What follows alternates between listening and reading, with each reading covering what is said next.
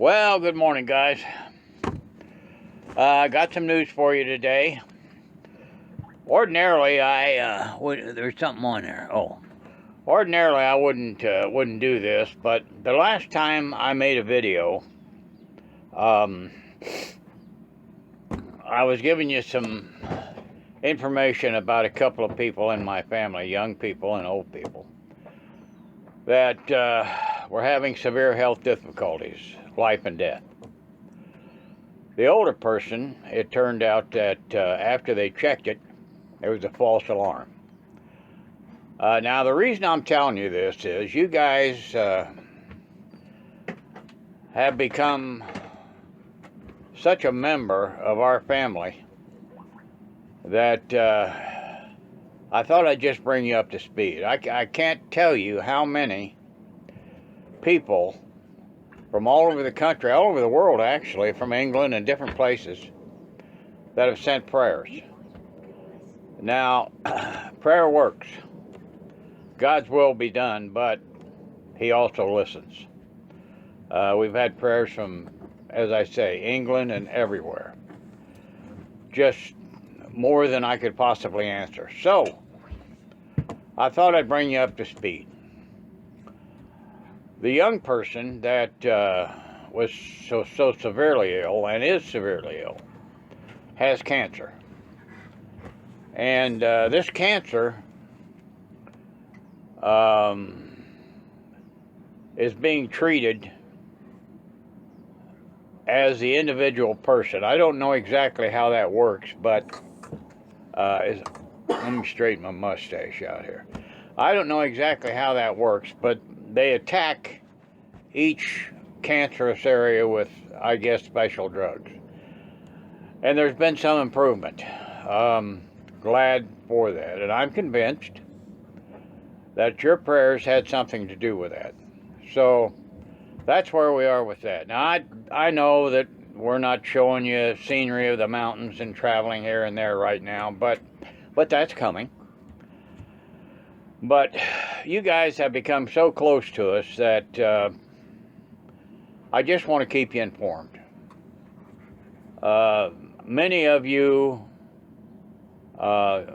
check daily to see if we've made a video and this and that, and I'm so grateful. We are so grateful for the subscriptions. Now, on another note, something that I discovered.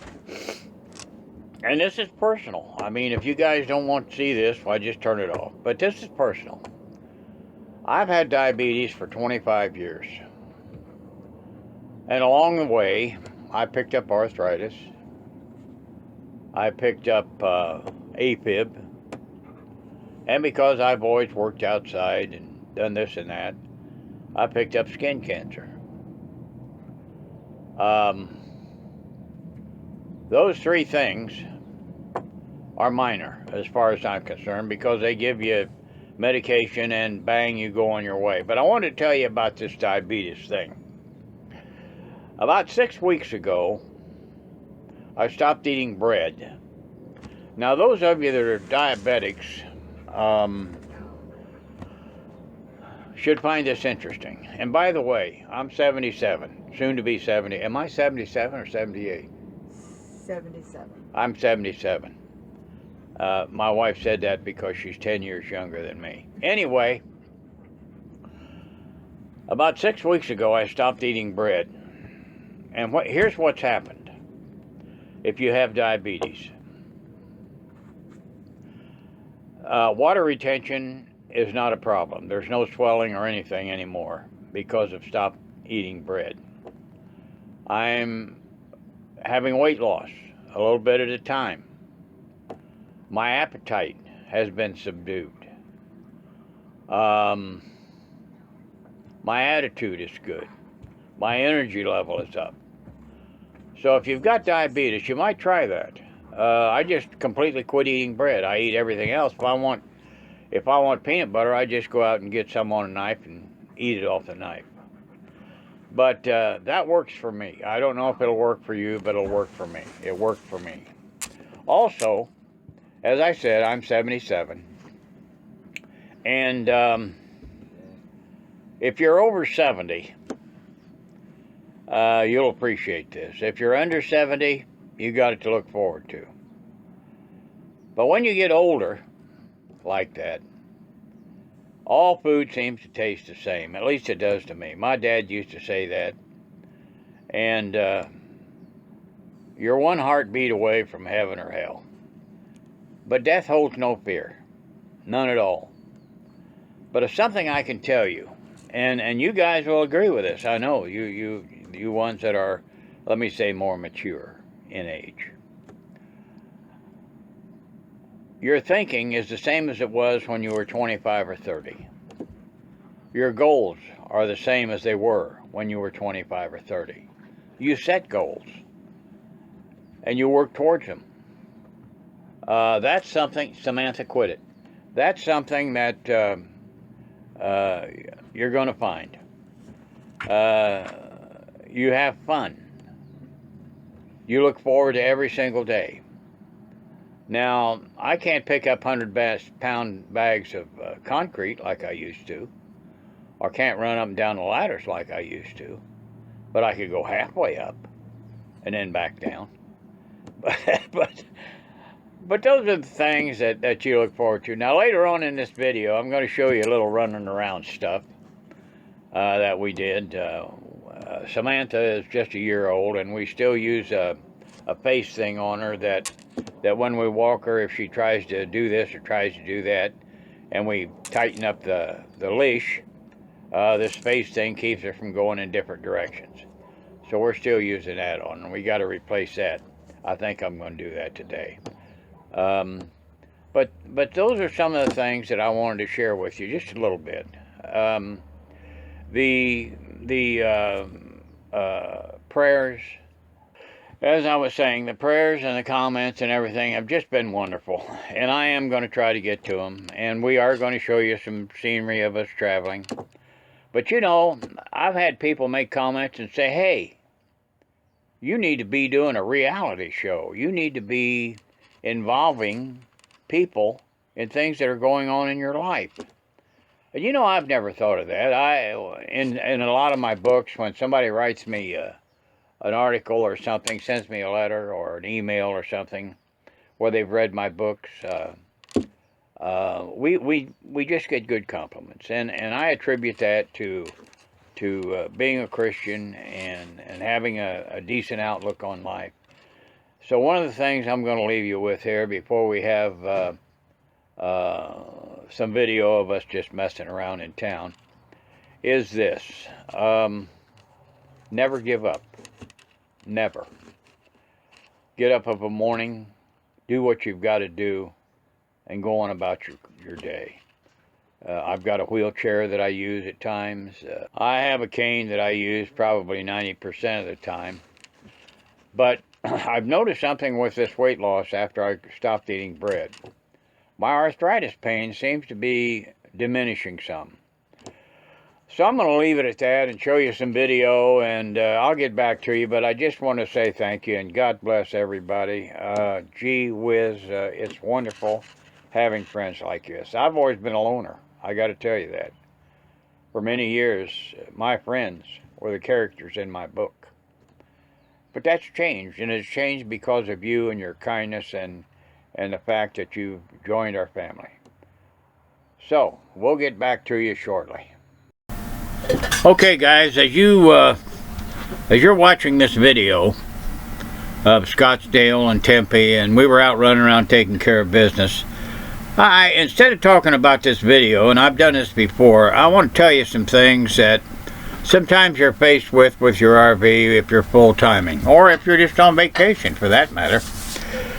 Last year, when it was 116 degrees, and I think I've mentioned this before, but last year, when it was 116 degrees, our air conditioner went out, our roof air. And I have to tell you, you're going to find out, or you already know, that when you're in an RV in the summer, if it's 85 degrees outside, you're sitting in a thermos. So once it warms up on the inside, you're going to jump in temperature considerably. Now, When we had this air conditioner go out, it was on a Sunday. It was out for one day and we replaced it. I think they put in a new motor, and then we took it in to a place that I found. Incidentally, let me interrupt that just a second here.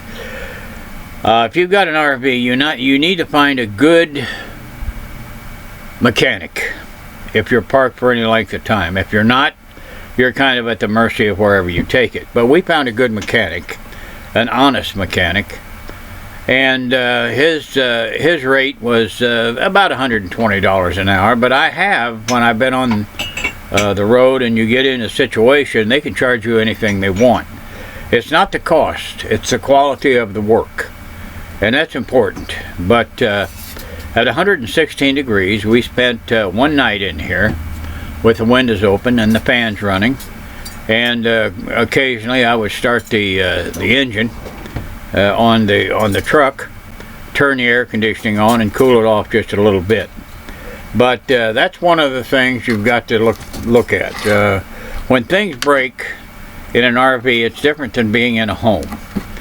If you're in a home, you can kind of let it go a little bit, but in an RV you can't. For example, we had an electrical problem with our circuit, and we had to have the thing fixed and replaced, and it's the thing that keeps the batteries charged, and I can't think of the name of it for the life of me right now. But it's important to have that done, because when you're out on the road, if you're dry camping, or say you pull into a Walmart parking lot, these things keep your lights on, make everything work, the water pump, everything has to run off the batteries. And if the batteries aren't fully charged, you're in trouble. So that's another thing, the batteries. Now, we check our battery about once a month. I've got 2 of them under the step as you come in. And open it up and pull the tops off, and be sure that they're full of water. That will keep your batteries up to snuff and keep them charged, because quite frankly they're expensive. Also, you want to be sure that your emergency start is in good working order. We had our solenoid go out, and the engine battery ran down, and when that happened, I punched the emergency start and nothing happened. So we had to have the solenoid replaced. When it happened again, and that's usually my fault because I'm doing something I shouldn't be doing, but you touch the switch and bang, you transfer energy from your house batteries right to your engine battery. So that you have to be sure that that's taken care of. You got to keep a check on them. Your tires is another thing. We have not had a flat tire out on the road, but had we had one, you just have to wait until somebody can come help you, and which means that you need a good spare. If you don't have a good spare, you have to tell the people that are coming out, and our insurance takes care of this, really. Roadside service, that's really a good thing to have. You have to tell the people that are coming out that you're going to have to replace a tire. I hope you're enjoying this video. You see all these beautiful palm trees and everything else, the architecture, and you have to keep things up to snuff. We had a solenoid, some type of circuit solenoid, go out on the refrigerator. Now we're talking about a vehicle that's 12 years old, so things wear out now and then. And when they do, well, you just have to have them take care of. The converter that I was talking about that's under the seat here at the dining room table is the one that had to be replaced. They're not real expensive, but it's a good idea to set a little bit of service money aside. We try to do that each month, and so when something happens and it needs to be fixed, like our carburetor on the generator, that was $368. You can just pull the money out of your pocket and pay for it. Those kind of things are very important. But it's worth it, because it's freedom. You know, freedom is what this is all about. You see me talking about this and talking about that and sharing with you because you become part of our family. The fact of the matter is, when you're in one of these things, or if you own a home and things need to be repaired, you have to repair them. You're not faced with replacing shingles on your roof or repairing water damage from a flood or anything like that. But you got to keep these things up to snuff. This little girl that we have, it's 12 years old here. I don't know, we paid about $60,000 for her when she was new, and it just was worth the money. It's cheaper than rent, cheaper than buying a home. The taxes are cheaper, the insurance is cheaper, and it's just more convenient. And as you're gypsying along through the country, or if you're setting someplace for the winter, it just works out for you. So I'm going to wind this down, and I hope you've enjoyed the video, and you know, contact us. I'm going to put a post office box up, and you can write me letters or whatever you have. We love you. Goodbye.